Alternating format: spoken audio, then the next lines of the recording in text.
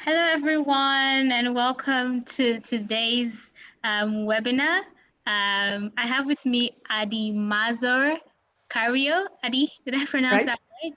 Yeah, just fine. Okay, great. I'm glad to have you here.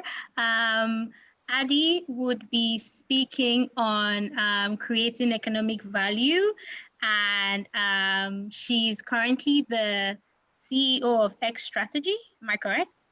Okay, Adi, it's lovely to have you here. You may have the floor now.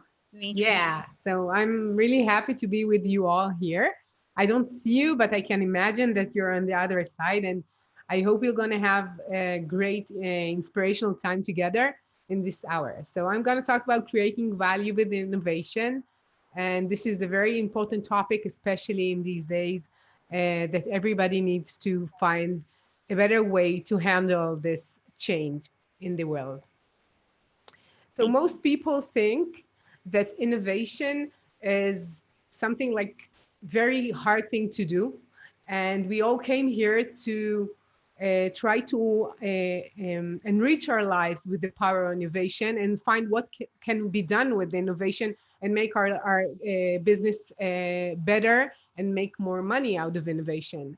And because it's such a big thing in a survival of a company, most people think that it's really hard to do innovation, and there are some companies who cannot do innovation, and it's too time consuming and resources consuming, and it's risky, so forth. But actually, once you have the tools and the resources and the skills to do so and the methods, it's really easy to do innovation. And if everybody is aligned on that, on this very specific aim in the company, you can really be successful and provide more and more value to your clients. So I want to tell you about me. I'm a design strategist. Most of my life, I've been doing design and product. And in the last few years, I'm doing design strategy, helping companies innovate with the power of design. And today I'm going to tell you a story how I came here. So usually I ask people, can I tell you a story? And they say yes, but I imagine that you'll say yes. So I'll take this for a bit. Do you see these small windows as I speak? Yeah or not? Yeah, you see, so I need to move them? Yes, I can see. I can see your screen. Almost ordinary childhood. Is that what you want us to Yeah, see? Yes, right. yes. Okay. I can see everyone. So that's me. I was born in Israel and raised in Israel, very sunny weather, and it's really hot here. And I had a very happy childhood. You see, I look more or less the same, but only one thing was different that time because I had epilepsy, which is seizures in the middle of the day that you cannot really predict in any way. So it was part of my life to have an ordinary life, and then something really critical is happening and changing everything. And you need to know how to live in an unpredictable life. How can you handle that? So it was part of my inherent characteristics until I was about 6 or 7 years old. And I learned how to embrace uncertainty because this was part of my life. And as I grew, I took this uncertainty in most of my fields of life, other than in my career. In my career, I wanted to play it safe. I want to be in the safe side. I just said, I'm going to be very good at school. I had very good grades. Was great in university, first degree, second degree in design, and then cognitive science. And then I said, okay, I'm going to do this work as an employee. I worked very, very clearly on a very safe career. I was very happy to work in a stable company and do my work, and that's it. And then one day, an unexpected change happened, and I was fired. I was very, very, very surprised and extremely surprised by the fact that I was on maternity leave with my second child. So I was like, after giving birth, you are in shock in totally, but this was another factor, and it was very unexpected. And for me, it was something that, like, in my life, I always said I'm going to be an employee, I'm going to have a salary, I'm going to have like a very stable life, and this was very unexpected. So actually, I took this picture of my kids when the day that I was fired, and I looked at them and said, like, what will be with these kids? So how will I have rent, I have like things I need to do. So how can I do my life without having um, work. And it's very hard to find work when you have very, very small kids in Israel. So I said, this is a very unexpected change in my life. What can I do? And I looked for someone to help me with it. And I found someone which is a mentor, which is a business mentor, and he taught me how can I take this unexpected change, something that could not be in any way predicted for me. And I was I needed to take my strength with this, which is I can embrace uncertainty, I can learn, I can grow, and I from there my career really rise up and took a very steep rise in direction, because I took all the skills and the methods that I can learn, because I love learning and I love growing, and my business grew again and again. And I started to have one business, and then I got another business. One was more in product and design, and I created lots of products with startups and bigger companies. And then I did more design thinking and innovation, and then I did courses and products, and I learned how to really create value, not only create a product, but create a value, and to have an innovative process for a company. So I got more and more experience with doing innovation in my own business and for my clients that grew bigger and bigger. So these are some of like very small parts of the products that I created.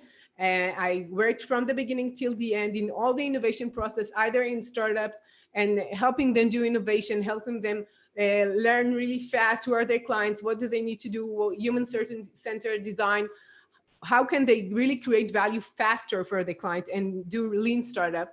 And after a few years, I started mentoring startups, because Google called me in order to help with their accelerator program, and I was one of the mentors for the startups. And there are lots of startups in Israel, so we had lots of work in that, and people really came to me more and more, and I got more and more experience in doing innovative processes. So after I've done that like many years, I started my business like 15 years ago. My kid is 15. That's why I remember exactly when it is. And I went from Israel to going all around the world and doing innovation processes, workshops, design sprints. Google taught me one of their design principles, which is design sprints. So I do that more and more in all over the world. I lecture about design, innovation, AI, voice interfaces, so forth. So as you can see, I grew myself and my business more and more, and I want to gather all this information and share some of it with you. And in order to do so, I created another initiative. So these are some of my clients. As you can see, bigger companies like Google and IBM, and smaller startups like Waze. And I all the way I taught them how to create value and to be more successful with successful innovative products. So in general, I took all I learned from these like 20 years of career, and 20 years 15 years of business, in order to create something that I call invincible innovation, which is I took all I know from hundreds of clients and hundreds of projects and 16 countries and 72 events and 121 innovation workshops and counting. And I told myself, okay, how can I deliver what I know to all of my clients and make their lives better, to create more value for their Adi, clients? sorry, we lost you there for about a minute. Yeah, So you just, you did not hear me in this yes, slide, or yes, should this okay. slide, yes. Yes, please. Thank you. Okay, now you hear me well? Yes, yes. Okay, so I gathered what I learned in this like 20 years of career and 15 years of my own businesses, and I created Invincible Innovation, which helps clients all over the world. I've done hundreds of projects with hundreds of clients in 16 countries, 72 events, and lots of workshops, and I'm still counting. And I'm helping them in order to create value, real, successful, innovative products for their end clients. So what we're going to do in about an hour from now is to understand why we should innovate, and why it's so important. You say innovate or die. This is something that as a company you cannot really ignore, especially you see it now with this pandemic. Everything changes, and if you don't change with the world, you stay behind. So First, we're gonna learn about the importance of innovation. Then we're gonna talk about obstacles to innovation, because many companies, they have a very successful product, but they say, okay, we're successful, we don't need to do anything else. But actually, it's a very big obstacle to do innovative work, and to grow, and to have a new product and services for your end clients. And the last part, I'm going to tell you about 5 steps to invincible innovation, and how can you grow from and overcome crisis and survive and thrive in this business world. So let's start. Actually, without any connection to what we see right now, which is very unexpected and an anomaly in business, actually, so you cannot really compare. But in general, since the 60s, we see that companies live less and they die younger. So if in the 1960s there were companies for 60 years old, today we have companies more or less 10, 15 years old, and it's getting lower and lower. So companies have to change if they want to stay alive, actually, and we see it really clearly. And one of the reasons is that we're doing much more with less resources. We have technology, we have platforms, we have lots of things that help us in order to achieve what we need to do, so we don't need to stay in the same processes as we were. As you can see in this list of most innovative companies, it's from 2019. You see Amazon, Apple, Microsoft, Netflix, IBM, so forth. You see this list, and you see the most successful companies, and you see more or less the same names. You see Amazon, Microsoft, Apple, Alphabet, which is Google, a high-level company, Facebook, so forth. So you see that there is a very big correlation between a very successful growing company and the innovation processes within it. And you can see, for example, in this global innovation study, that you don't need to invest more and spend more on your R&D, research and development process, and innovation, one of them, in order to make more money. As you can see, like for Apple, spends only 5% of their sales in R&D, and they're still very successful, the most successful company that are alive today. And we know that we can grow more revenue with using innovation, and companies do that they start from a specific part, what they know best. Let's say maybe Facebook, they started with social, but the growing business in other industries, with other products, with other services they can offer. So they started with something, and then they're growing. The same could go with Amazon. They started with retail and selling, and they grew more and more from this specific beginning. And I took only one example, which is Apple. They are very innovative, maybe less in the next like 5 years or 10 years, but in general, they are very, very innovative. And you can see I drew a line there, and the line was kind of flat from 97 to 2007. And in 2007, what really happened there, this like line that started this steep rise, is the iPhone. The first iPhone was 2007, and this really changed the process of and the success of Apple, actually. And this product changed the way they do things, the way they do business, the way they grow. And from there, you see they had more and more and more products out there in order to grow, and in order to have more revenues and to have more market share. And some of the products they created themselves, some of the products they purchased, merged in some of the other companies into their products and services. But in general, products makes them much more successful.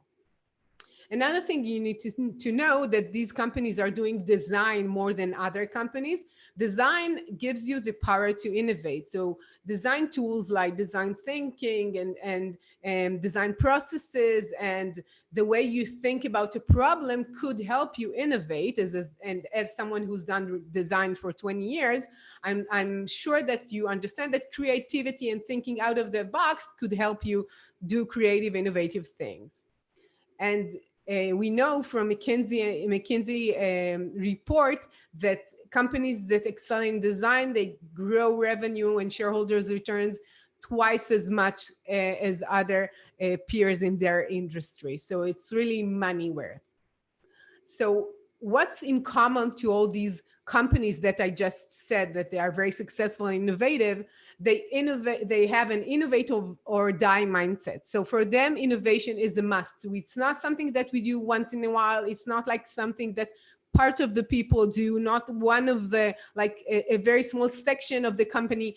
Everyone needs to know that we need to innovate or we die. We have to innovate in order to grow, in order to stay relevant for our clients. They do regular, they create new ideas regularly. So they do these sessions of growing more and more ideas and knowing their customers and their needs and what exactly they need. We heard Paul Meisner yesterday from Amazon saying they are customer obsessed. So they're really into understanding the clients and to create new ideas. They are doing things in collaboration in small teams mainly, and they create customer-centric processes. As I said, customer obsessed, as Amazon calling that. So they're really creating these processes which are really best to understand their clients in the best way and to give them what they need and what they really want and how they can sell it to them afterwards. And they are using methodologies which are proven innovation methods.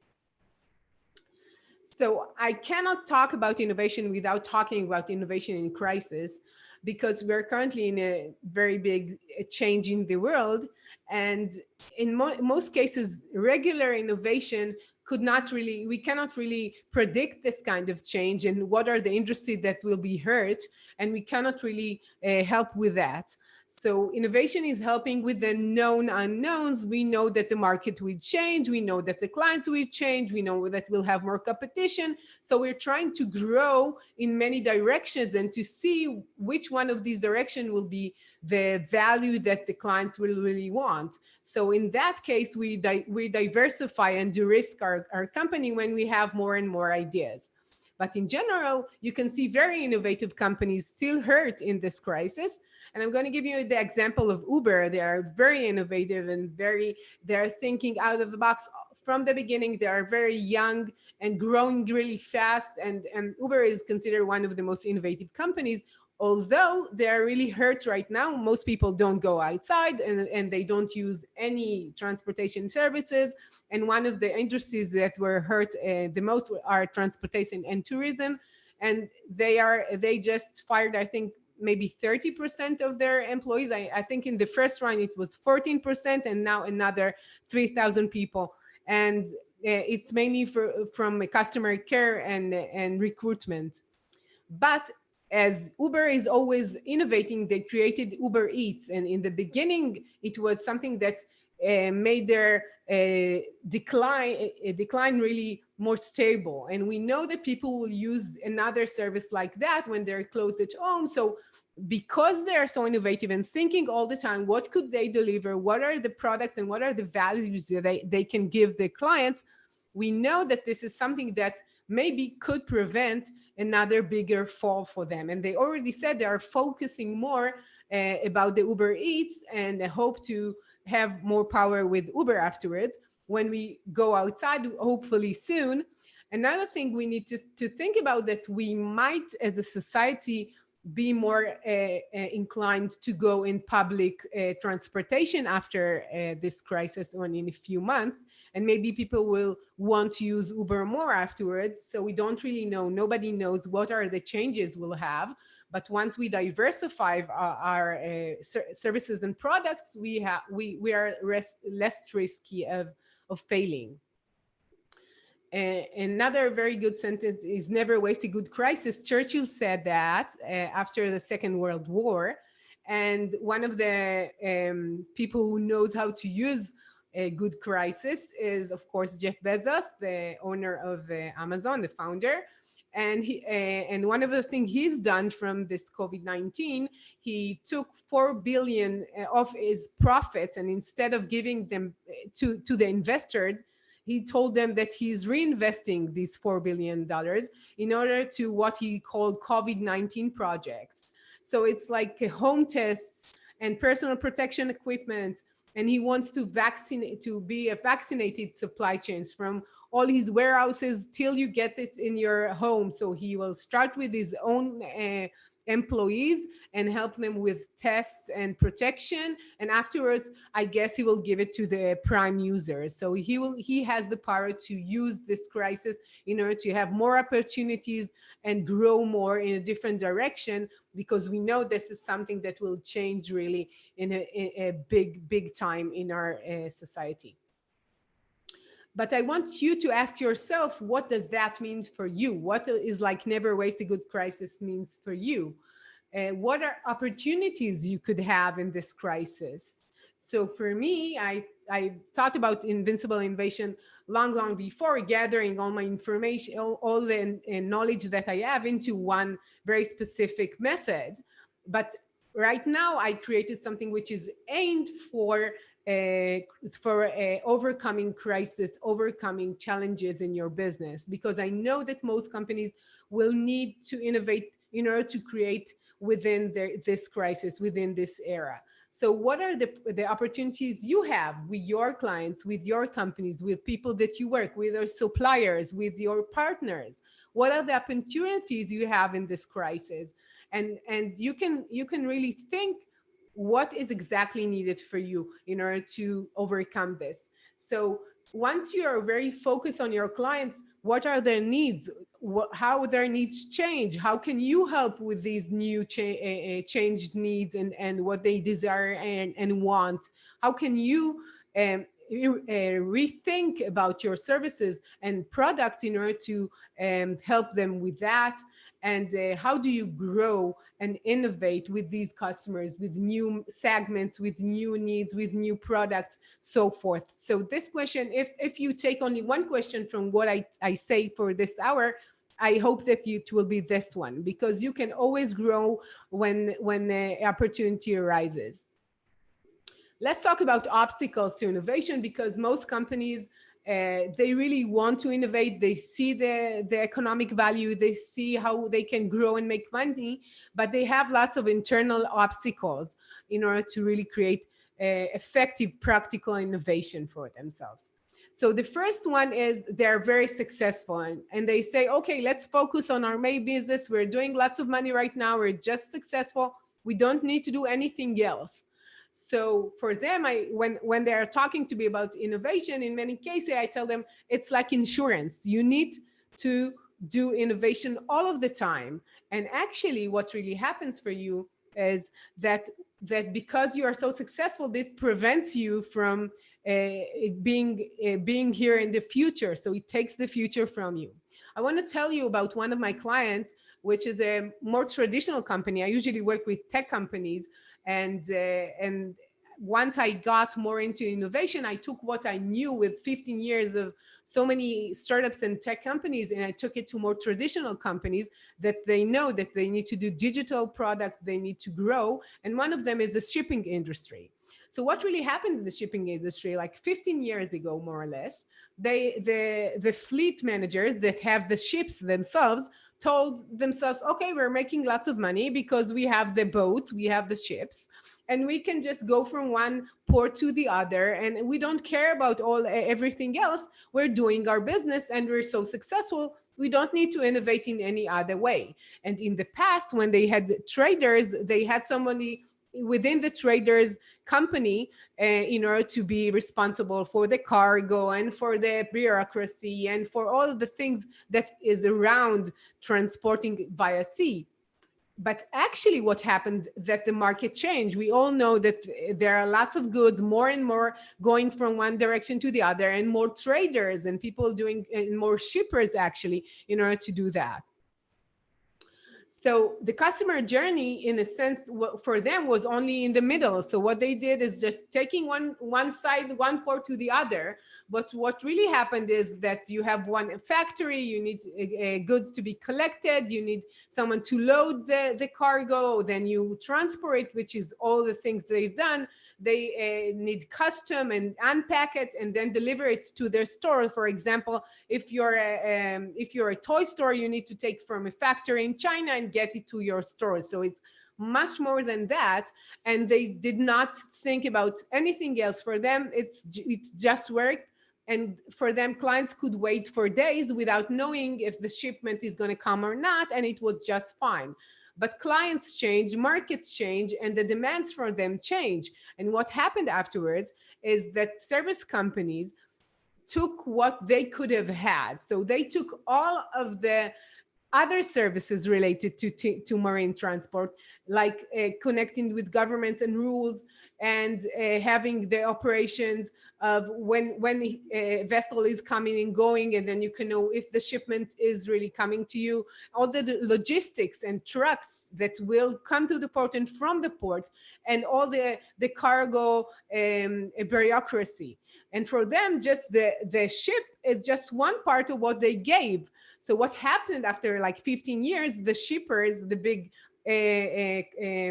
carriers, they lost this battle, and now they don't have, they're just struggling, to succeed, because these service companies took their market and took their shares. And when they came to me, they said, okay, this is the process that happens now, what can we do? And only now they're doing very, very slowly innovative processes and creating products from their own, because they know when they go and when they come, and they don't need someone else notifying their shippers when their cargo is going to get to the port. They know it already, so they can help with that. So they're looking at their end customers from various ways in order to create more services and more products, and to get them more engaged with their company and grow from there.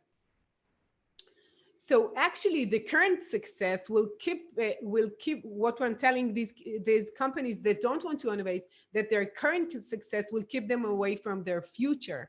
And as you can see in the shippers industry, it's the same. Another thing that people say, that innovation is risky. It's too risky to try things out, and we currently don't want to risk our resources, our brand, our what we have in the market, so forth. We don't want to do it. And that's why when people think very, very like linear processes, and innovation is like trial and error, nobody knows if it will succeed or not. It's like doing an experiment will do one or the other. We don't know what are the results, because it's an experiment when you innovate. So they think it's risky, but actually it's de-risking your business. As we saw in the case of Tim, the courier, we see that if they would have innovated like 10 years ago or 15 years ago, they would have grown much, much faster. And these services companies really grew more than they could imagine.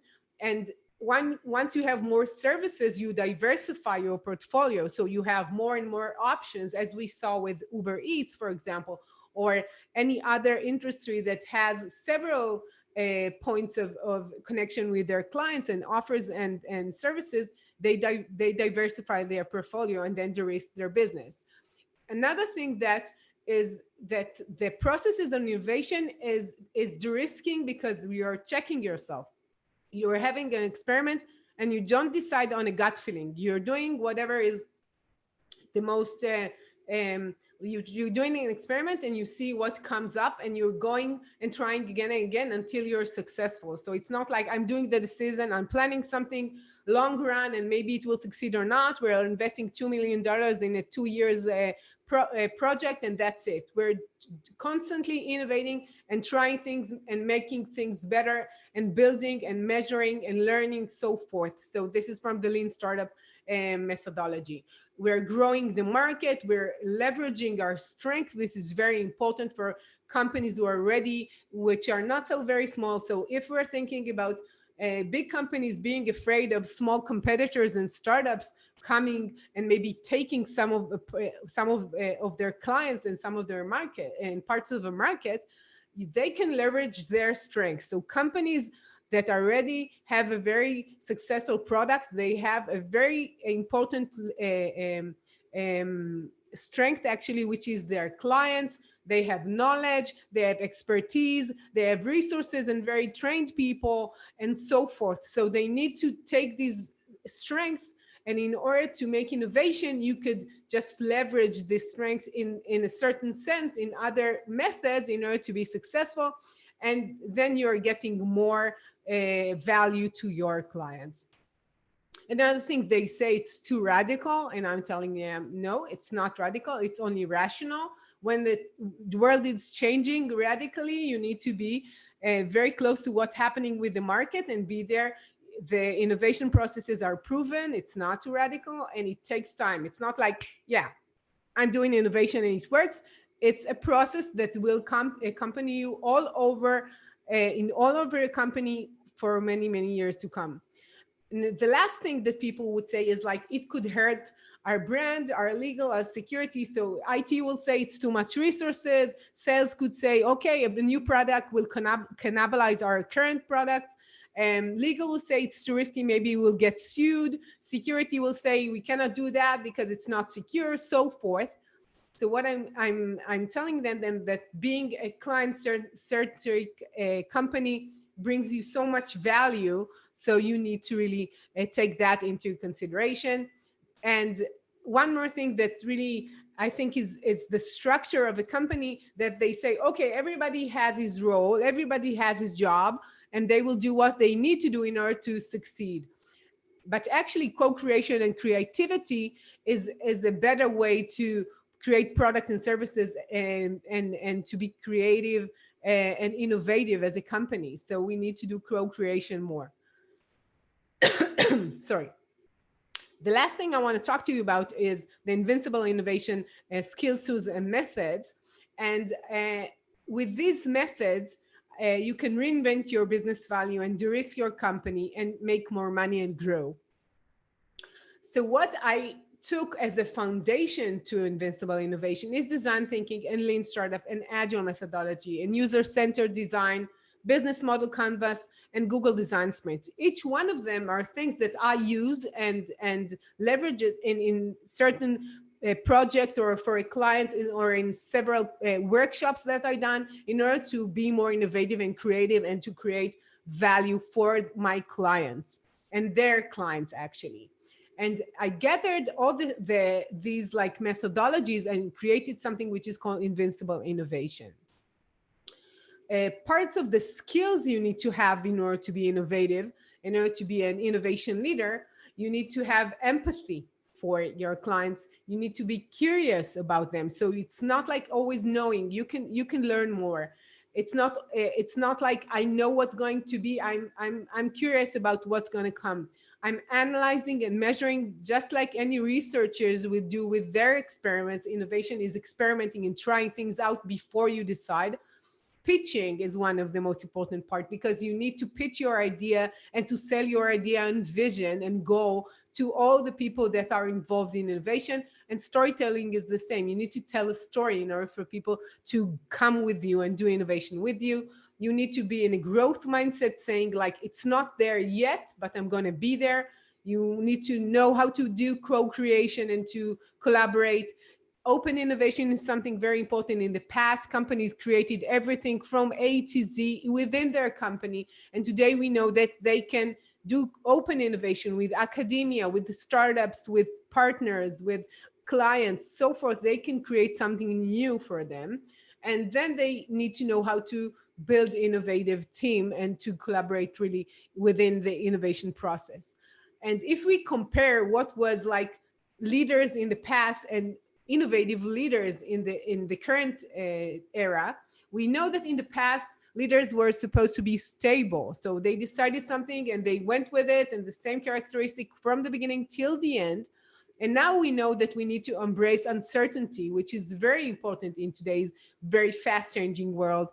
In the past, if you were a leader, you needed to be very you know it all and you cannot fail, and you had a fear of failing. And now, as we know, we need to fail, and fail fast and often, because when we fail we learn, and it's better to fail within the company than trying things out and then failing in a very big investment in front of your client. So it's better to fail within the company and fail fast. Once you experiment more and innovate more, you fail more. You need to control and manage your time in the past, so you needed to be very strict with the time, and now you just think about the results. So in the past you need to work 9 to 5, and now you could work whenever you want, wherever you want. We can see it right now. People are working all over the world from their home and doing what they need, and what's important for the company is the result. In the past we had a pyramid, someone from the top telling all the people on the bottom what should they do. Now we're doing collaborations and co-creations more. In the past they needed to do decision making and planning. They had this gut feeling something is going to be this direction, and today we were doing small experiments and we learn from them. So you don't have to be know-it-all. In the past it was like full business execution. Now we know that leaders need to find new opportunities, and how can they grow their company.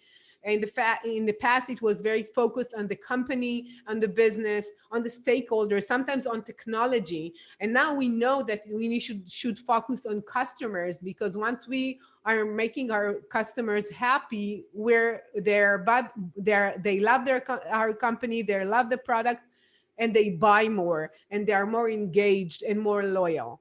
And the last thing is, as I said, you know everything, and currently you're curious. As innovative leaders, we know that some of the parts will not work, and we are curious with that.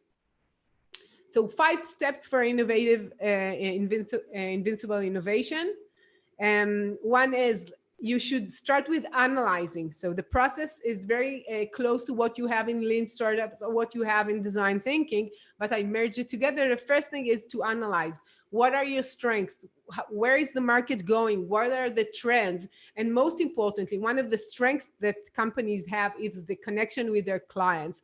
So once you understand your clients more, you can achieve more. The second one is focus. You need to go from big ideas and dreaming big into the very the right idea, that has the most potential for you, and to focus on that one. It is very close to what we have in design thinking: ideation and then decision. So the process of going from something very big and in the skies into something which is very narrow, we're doing that.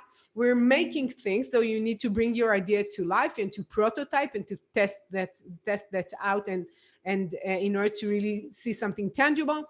Then we're testing, de-risking, and measuring, and then we decide if this is a good direction. We'll grow it and put more resources on it.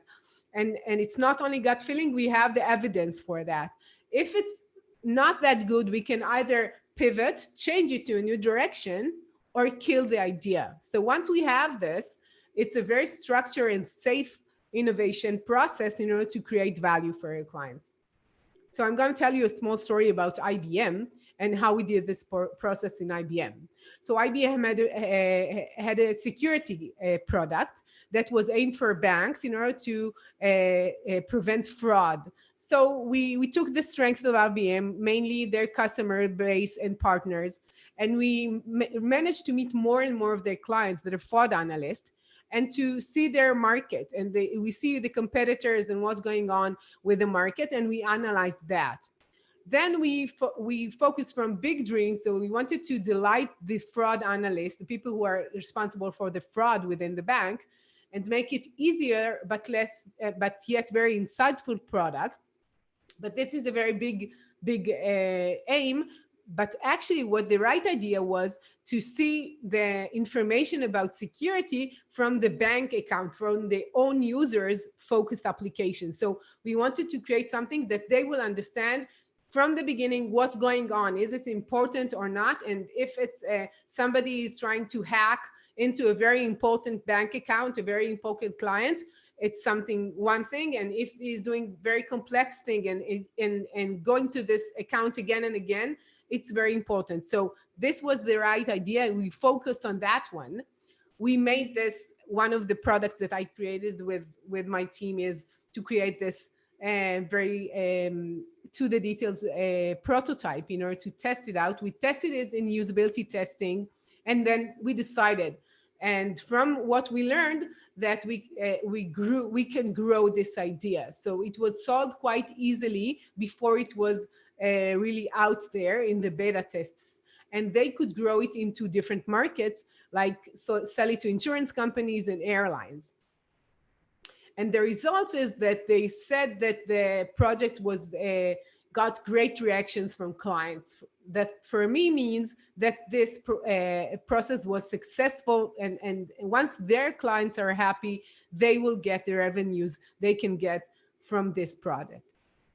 So if I'm going to leave you with something very substantial, is never let a good crisis go to waste, as we said before that. And as I said, it's something very substantial for you. How can you take what's happening in the world right now and do more with that? So if you want, let's innovate together. You're very welcome to go to invincibleinnovation.com, and I provided a coupon there. And if you want, I'd be very happy to work with you.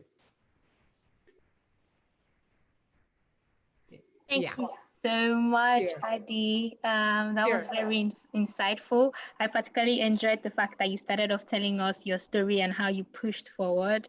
I think that's really, really great. So now we're just going to go into questions. Sure. That's my favorite part. When I give talks, I always love the part that I get questions. I really ask them to ask in the middle, because it's more engaging. I was able to, I got one question. It says, how do you recover mixed connections with customers through innovation? Mixed connections? Missed connections. Missed connections. Yes. So when I teach innovation, we go through all the methodologies of understanding your clients. It's research, is qualitative and quantitative research. We're doing like, how can we observe the clients in their natural workplace? How can we understand them more? We're really growing our understanding on what these clients are, who they are, and what do they really want. So many companies say, we know our clients, we know, we sell them and it's fine. But most people in the company, and especially in big companies, they don't really know the clients, because maybe some from sales, which is like, clients is not the same as users. So the people who will buy what you sell them is not actually always the people who will really use it. And this is sales. Customer care and support sometimes know the users, but it's best to really go out of the business, out of your building, and really meet the clients if you can, in their own workplace or in their home, wherever they're getting the services from you, and learning who they are. And once you really know them, you know their needs, and then you can grow from there. In many cases, you say, we have these people are our clients, and we want to go to other markets, other countries, other places, and to other clients. And in these cases, you really have to go and understand who are they and how can you address their needs. Thank you so much, Adi. Another question is, how do you measure innovation results and outcomes? It's really hard in many cases, especially when companies starting.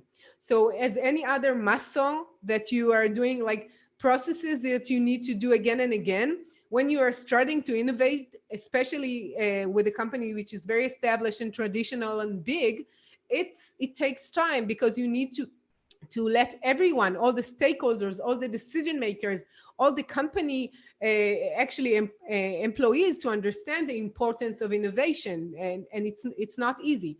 But once you have that, it's really easy to measure, because you have lots of experiments. Some of them fail, some of them grow, and you learn from it.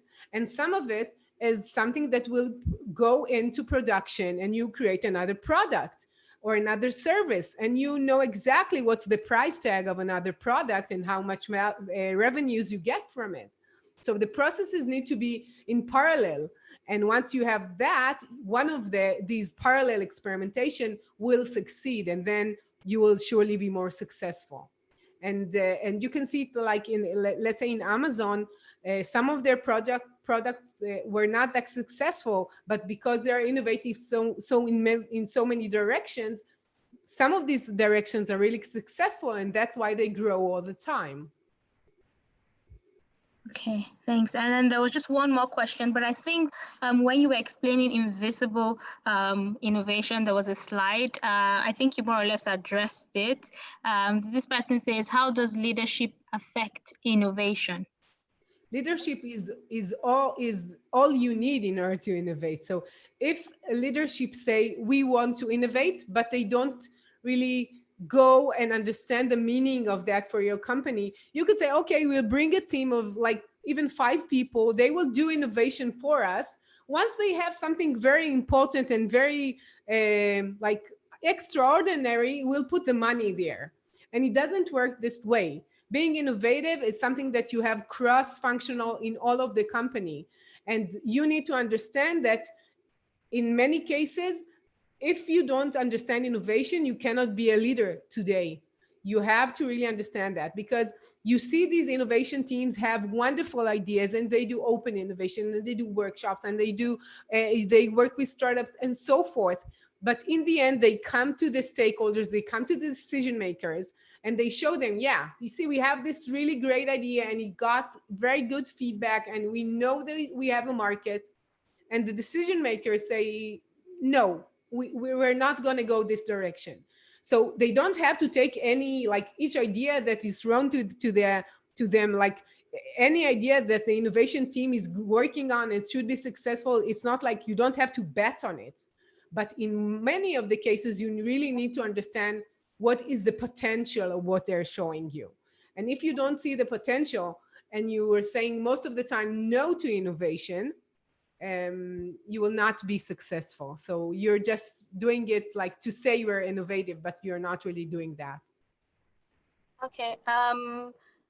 There was just one more that came in, and it says, "What fosters innovation?" What fosters innovation? Fosters innovation. I think that it's like from the beginning, you need to know that we are here to innovate, and it's okay to fail. So you have the trust from the company to, they tell you, okay, as long as you are doing your job, which is innovation and not thinking out of the box, being creative with what you're doing. Once you have that, it's like you trust your company to not be mad at you if you're doing an experiment or doing something innovative and it doesn't work. In many cases, it fails. So if you're afraid to fail and to try, you will not do that. So I think that this is like the essence of doing experimentation and innovation, and doing things creatively. All right, perfect. Thank you so much, Adi. We don't have Sure. any more questions, and um, if people have questions, it's okay for me to redirect it to you, right? Sure, just feel free to you can see me on LinkedIn at Mazor Kario. I'd love to talk to you and answer. You can go to Invisible Innovation and you see my profile. There is email there. You can just click and write me a few words, and feel free to address me. All right. Thank you so much, Adi. Thank you to everyone who's attended the webinar. Sure. Once again, thanks, Adi, for coming to speak on our platform, and I'm looking Sure. forward to working with you and having you speak once again, and also Yeah. having an in-person meeting. Yeah. Thank you very much for having me. I really enjoyed it. Thank you very much. You're welcome. If you haven't, do you have anything else to tell them, or? Like I would love for you to send me feedback. I always love to learn what you liked, what you missed, and especially when I don't see the people. So I talk all over the world, but I always see the people in front of me. And when I see someone who is not really in the understanding, I go next to him and I talk to him until I see that he understood. And I like to interact with the audience. So if any one of you have any questions, just feel free to write me, and I'd be happy to talk to you. All right, great then. Thank you so much. Thank Thank you. you. Thank you so much, Adi. Do enjoy the rest of your day and stay safe. And to everyone else who's watching and who's connected through Zoom, thank you so much for joining and enjoy the rest of your day. All right. Thank you. Bye. Bye bye. Bye, Adi.